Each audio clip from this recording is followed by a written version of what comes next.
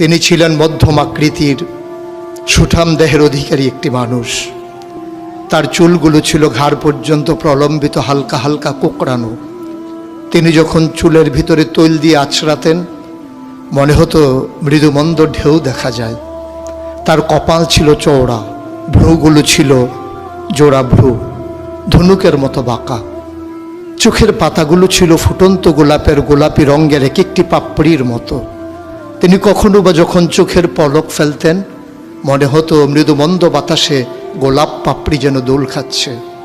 তার চোখের সাদা অংশ ছিল রক্তিমাভ সাদা, কালো অংশ ছিল কৃষ্ণ কালো।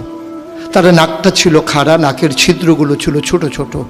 নাকের নিচে ছিল সরু চিকন গোঁফ, গোঁফের নিচেই সেই গোলাপি রঙের ঠোঁট। তার ঠোঁটগুলো যখন কখনো বা মুচকে হাসত, গোটা পৃথিবীর মানুষ অবাক বিস্ময়ে দেখত।